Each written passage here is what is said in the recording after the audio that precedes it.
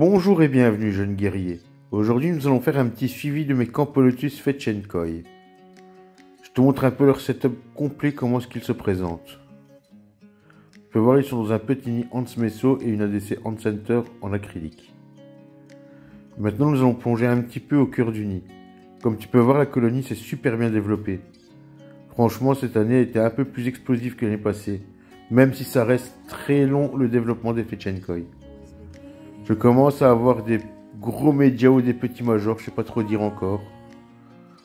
Et comme tu peux voir, il y a encore pas mal de couvains.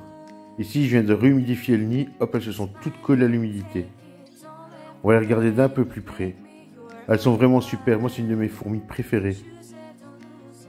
Leur couleur perle comme ça, enfin leur gaze ressemble à une petite perle, j'ai l'impression. Même si maintenant elles commencent à foncer un peu plus qu'auparavant, elles étaient beaucoup plus claires en fondation. Et comme tu peux le voir, il y a du monde maintenant. Je sais pas, les estimer comme ça, je dirais une centaine. Je vais pas être gourmand. Comme tu peux voir, la gine est totalement différente. J'espère que les futurs majors auront cette couleur. Un peu de guêpe comme ça, j'aime bien. Tu vas voir, petite larve, grosse larve, cocon, petite ponte.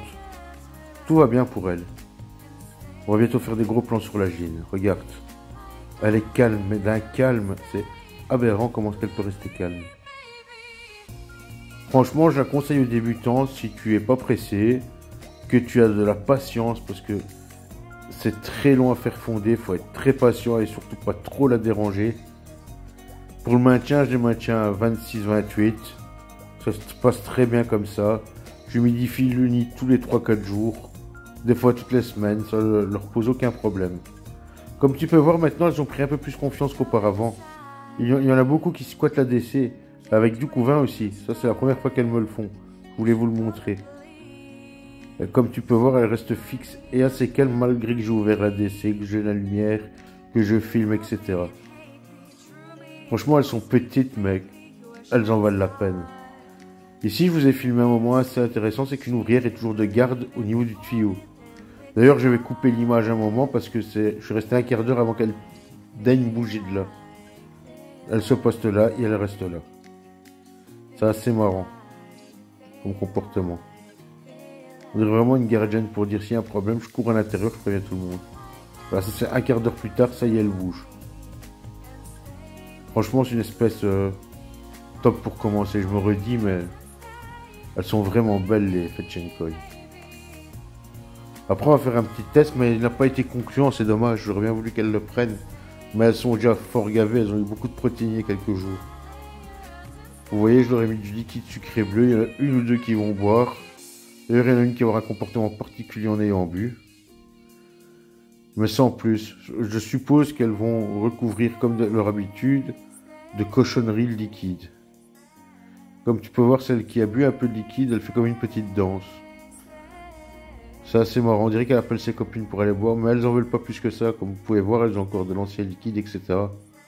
Elles sont chargées, comme on dit. Et comme vous pouvez voir, il reste des morceaux de blatte, etc.